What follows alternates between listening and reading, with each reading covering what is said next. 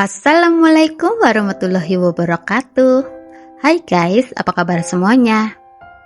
Sekarang kita kembali lagi di segmen kisah true crime ya. Dan di hari ini aku akan mengajak teman-teman untuk membahas sebuah kisah pilu tentang sebuah keluarga sederhana di Kabupaten Sika, Nusa Tenggara Timur. Di mana ada salah satu anggota keluarganya, yaitu sang anak bungsu tiba-tiba menghilang setelah ia berpamitan hanya untuk mengambil gitar yang dipinjam oleh kakak kelasnya. Namun siapa sangka, pamitan itu justru menjadi momen terakhir keluarga melihatnya dalam keadaan hidup. Karena setelah dinyatakan hilang, 3 hari kemudian ia ditemukan sudah tidak bernyawa dengan kondisi tubuh penuh luka. Lalu sebenarnya apa sih yang terjadi? Ya sudah, tanpa berlama-lama lagi, yuk kita bahas bersama-sama bareng aku Ruth Fermiati di kisah True Crime.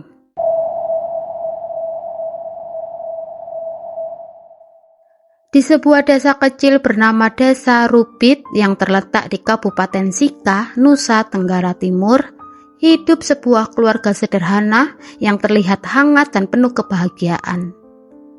Keluarga ini terdiri dari seorang ibu bernama Maria Yohana bersama seorang ayah yaitu Herman Yosef yang telah dikaruniai 3 orang anak yang sangat mereka sayangi. Anak pertama bernama Insentius Franklin Mulah atau yang akrab dipanggil Eko yang kini sudah bekerja di daerah Maumere.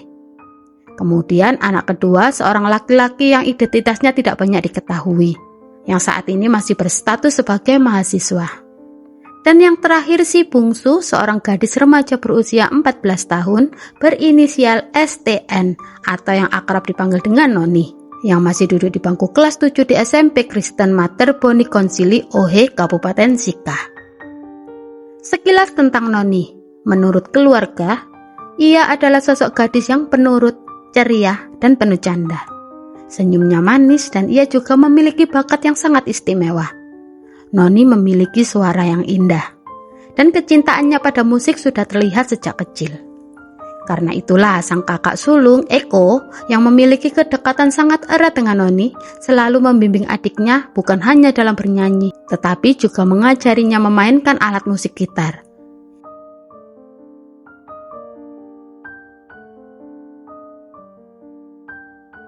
Hingga suatu hari ketika Eko mulai bekerja di Maumere, dari gaji pertamanya, ia memberikan sebuah hadiah yang sangat berarti untuk sang adik tercinta, yaitu sebuah gitar. Dan semenjak itu, gitar pemberian kakaknya itu menjadi benda yang sangat berharga bagi Noni. Ia menjaganya dengan penuh cinta, seolah gitar itu adalah bagian dari mimpinya. Karena sifatnya yang ceria, ramah, dan rendah hati, Noni juga dikenal luas di sekolahnya sebagai sosok yang mudah bergaul.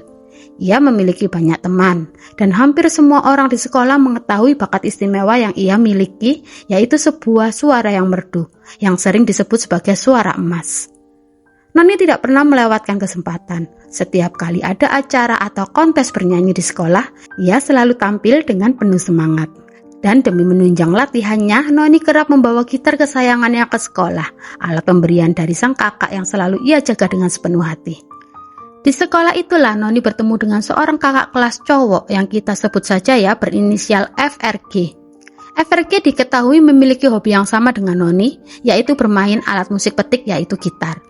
Karena kesamaan itulah keduanya mulai sering bertemu untuk menghabiskan waktu di sekolah, untuk bernyanyi bersama dan memainkan alat musik gitar. Hubungan mereka terlihat biasa saja, sekedar teman yang memiliki hobi yang sama. Namun karena waktu di sekolah sangat terbatas dan keinginan untuk terus bermain gitar belum terpenuhi, FRG pun mulai sering meminjam gitar milik Noni untuk dibawa pulang. Dan karena Noni adalah gadis yang baik hati, ia selalu mengizinkan. Tanpa pernah menaruh rasa curiga sedikit pun, gitar kesayangannya yang selama ini ia jaga dengan penuh cinta, dengan mudah ia pinjamkan dan tanpa Noni sadari bahwa dari kebiasaan sederhana itulah sebuah tragedi yang perlahan mulai terbentuk, sebuah kejadian yang kelak akan merenggut nyawanya.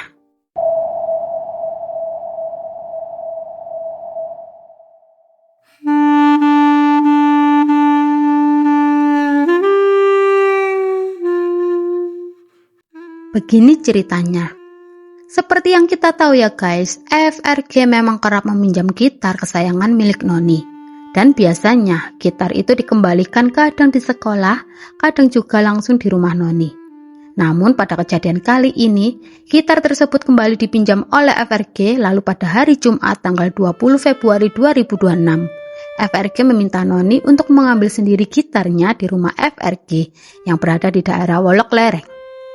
Sekitar pukul 5 sore waktu Indonesia Tengah, Noni pun berangkat menuju rumah FRG yang jaraknya kurang lebih 500 meter dari rumahnya. Dan saat itu Noni ditemani oleh sepupunya. Namun sebelum sampai di lokasi, sekitar pukul 5.30 waktu Indonesia Tengah sore, tiba-tiba hujan turun deras yang membuat keduanya terpaksa berteduh di sebuah kios milik Bapak Keradus. Waktu terus berjalan hingga sekitar pukul 6 sore waktu Indonesia Tengah. Sepupu Noni mulai mengajak untuk pulang karena hari sudah mulai gelap. Apalagi di daerah tersebut ada kepercayaan bahwa tidak baik bagi gadis remaja berada di luar rumah setelah pukul 6 sore. Awalnya Noni sempat menolak karena masih ingin mengambil gitarnya. Namun akhirnya Noni pun mengalah dan keduanya memutuskan pulang ke rumah melalui pintu dapur. Tapi sesampainya di rumah, pikiran Noni masih tertuju pada gitarnya. Dan tanpa sepengetahuan orang tuanya, sekitar pukul 6.15 waktu Indonesia Tengah sore hari, Noni kembali lagi keluar rumah seorang diri menuju rumah FRG di Wolok Lereng. Dalam perjalanannya sekitar pukul 6.30 Wita, Noni sempat bertemu dengan bibinya yang biasa ia panggil mama kecil. Saat itu Noni sempat mengatakan pada mama kecil bahwa ia hendak mengambil gitar di rumah FRG. Setelah itu Noni melanjutkan perjalanannya dan sejak itulah tidak ada lagi yang benar-benar mengetahui apa yang sebenarnya terjadi. Hingga akhirnya sekitar pukul 8 malam, ibu Noni yang hendak memanggil anaknya untuk makan mulai panik karena Noni tidak ditemukan di rumah. Setelah Noni tidak ditemukan di rumah, orang tuanya panik dan langsung melakukan pencarian bersama warga. Mama kecil yang sempat bertemu dengan Noni mengatakan bahwa Noni terakhir kali terlihat hendak mengambil gitar di rumah FRG. Sekitar pukul 8.45 waktu Indonesia Tengah petang, keluarga sempat menemui FRG, namun ia mengatakan Noni sudah pulang. Pukul 9:30 petang, pencarian besar-besaran pun dimulai hingga ke rumah FRG untuk memintai keterangan. Kala itu FRG pun ikut mencari, namun justru mengarahkan ke jalan setapak lama yang sudah lama tidak digunakan. Hingga pukul 3 subuh hari beralih ke hari Sabtu tanggal 21 Februari 2026, pencarian berulang kali dilakukan, namun Noni belum ditemukan. Kakek FRG sempat melakukan ritual adat yang mengatakan Noni akan kembali pukul 6 pagi, yang ternyata itu hanya untuk menghentikan pencarian. Namun pada pukul 7 pagi hari, rumah FRG pun ditemukan kosong dan warga melihat FRG bersama ayahnya melarikan diri. Setelah 2 hari pencarian yang tidak membuahkan hasil dan Noni masih belum ditemukan, akhirnya keluarga dibantu ketua adat melaporkan kejadian tersebut ke Polsek Kewapante pada hari Minggu tanggal 22 Februari 2026. Namun sehari setelahnya, tepat pada tanggal 23 Februari 2026, sekitar pukul 3 sore hari waktu Indonesia Tengah, seorang warga menemukan sosok wanita dalam kondisi tanpa busana dan sudah tidak bernyawa di tepi kali Watu Wogat. Jasad tersebut ditemukan tersembunyi di dalam ceruk batu, tertutup tumpukan daun talas, bambu kering, batang pisang, serta potongan bambu dan kayu yang bahkan diselipkan di antara kepala dan tubuh korban. Korban juga ditemukan dalam posisi tertindih oleh sebuah batu berukuran sedang, meski tubuhnya sudah mulai mengalami pembusukan. Warga langsung mengenali bahwa jasad tersebut adalah Noni yang telah hilang sejak hari Jumat. Penemuan itu pun segera dilaporkan kepada pihak kepolisian melalui kepala adat, dan tak lama kemudian Polsek Kewapante bersama tim Inavis dan Polres Sika langsung bergerak menuju lokasi kejadian. Setibanya di lokasi, petugas langsung melakukan olah TKP dengan memasang garis pembatas guna mensterilkan area serta melakukan proses identifikasi secara cermat. Setelah dipastikan bahwa jasad tersebut adalah Noni, korban kemudian dibawa ke Rumah Sakit Umum Daerah TC Healers Maumere untuk menjalani pemeriksaan otopsi lebih lanjut, dan dari hasil pemeriksaan tersebut ditemukan luka-luka serius akibat senjata tajam pada bagian kaki, tangan, serta luka paling fatal di area kepala. Sejak saat itu, proses penyelidikan pun resmi dimulai.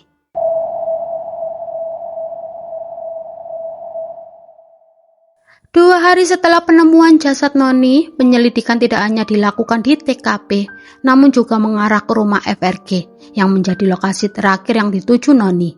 Dan disinilah polisi menemukan hal yang mengejutkan. Sebuah sandal jepit milik Noni ditemukan terbungkus dalam sarung, seolah sengaja disembunyikan. Dan tak hanya itu, polisi juga mengamankan 5 buah parang yang berada di dalam rumah FRG yang kosong itu. Setelah ditemukannya barang bukti tersebut, polisi langsung melakukan pengejaran terhadap FRG yang diketahui sempat melarikan diri ke Kabupaten Ende. FRG pun akhirnya berhasil ditemukan dan dibawa ke kantor polisi untuk menjalani serangkaian interogasi yang saat itu FRG masih berstatus sebagai saksi. Namun dari hasil interogasi yang mendalam, akhirnya FRG mengakui bahwa dirinya adalah pelaku yang telah menghabisi nyawa Noni.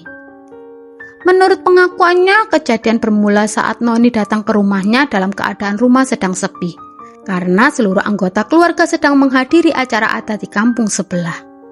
Noni kemudian dipersilakan masuk, dan suasana awalnya terlihat baik-baik saja. Bahkan, FRG sempat menawarkan Noni untuk memakan durian bersama, dan Noni pun mengiyakan. FRG lalu membuka durian menggunakan parang, dan keduanya sempat makan bersama sambil mengobrol dan bercanda. Namun, suasana itu perlahan berubah ketika FRG mulai mengutarakan niatnya untuk melakukan hubungan dewasa. Namun niat tersebut langsung ditolak oleh Noni mentah-mentah yang berusaha menjaga kehormatannya. Dan penolakan itu justru membuat FRG kehilangan kendali. Ia kemudian memaksa Noni hingga terjadilah peristiwa buruk tersebut. Di tengah ketakutan dan tangisnya, FRG sempat mengancam Noni agar Noni tidak menceritakan kejadian itu kepada siapapun. Namun dalam kondisi tertekan, Noni melihat sedikit celah. Saat FRG sedang lengah, ia berusaha mengambil ponselnya dan sempat menghubungi seseorang. Tapi tindakan itu justru membuat FRG semakin gelap mata. Parang yang sebelumnya digunakan untuk membuka durian kembali diambil alih oleh FRG dan diarahkan ke arah Noni hingga akhirnya Noni kehilangan nyawanya. Setelah menyadari apa yang telah ia perbuat dan melihat Noni sudah tidak bernyawa, FRG lantas panik. Ia kemudian menyembunyikan tubuh Noni di halaman belakang dapur rumahnya dengan menutupinya menggunakan daun talas dan kain bekas. Dan tak lama kemudian sekitar pukul 9 malam keluarga FRG pulang dari acara adat di kampung sebelah. Saat itu FRG langsung mengakui perbuatannya kepada keluarga, namun yang terjadi justru di luar dugaan. Alih-alih menyarankan FRG untuk menyerahkan diri, justru pihak keluarga malah turut membantu menghilangkan jejak dan membuang jenazah Noni. Sang ayah yaitu berinisial SG memerintahkan FRG untuk melarikan diri ke Kabupaten Ende.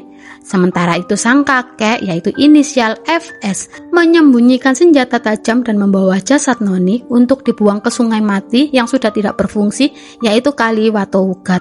Sedangkan sang ayah sendiri yaitu inisial SG kemudian melarikan diri ke daerah Nebe yang masih berada di Kabupaten Sika.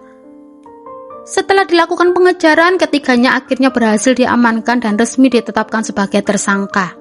FS sebagai kakek yang membantu membuang jasad dan menyembunyikan barang bukti, SG sebagai ayah yang berperan mengarahkan serta membantu pelarian, dan FRG sebagai pelaku utama yang telah menghabisi nyawa Noni.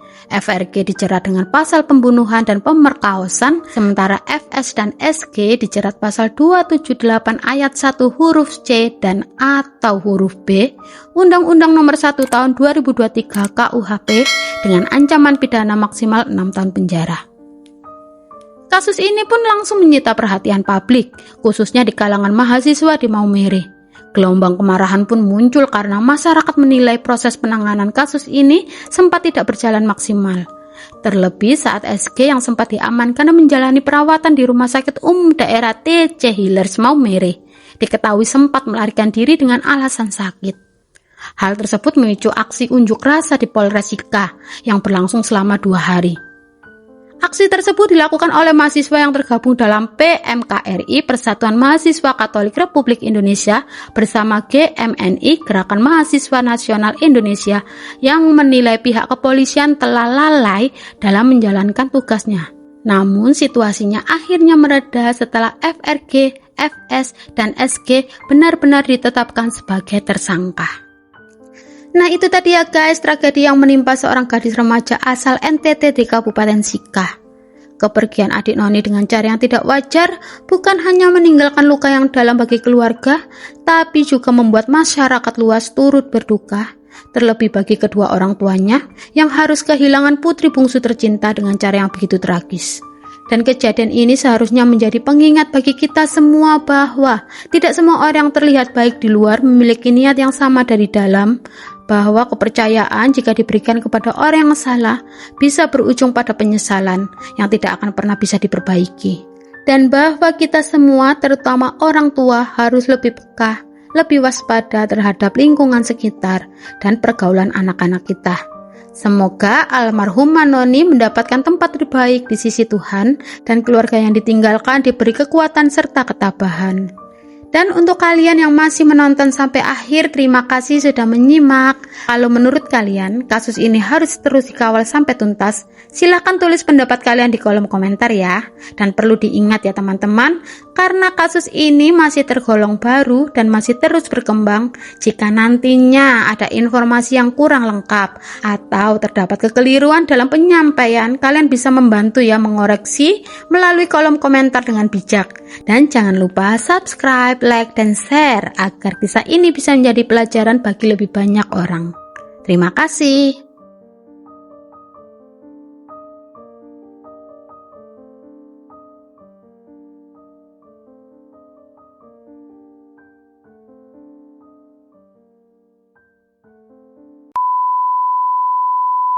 Terima kasih sudah menonton video ini sampai selesai. Semoga kisah hari ini bisa jadi bahan renungan buat kita semua. Kalau kalian merasa konten di channel ini punya makna, bantulah guys support dengan like, share, dan subscribe. Karena kita sedang on the way menuju 1000 subscribers. Support dan dukungan dari kalian sangat berarti banget buat aku. Akhir kata, wassalamualaikum warahmatullahi wabarakatuh. See you di my next video. Bye bye. Bye bye.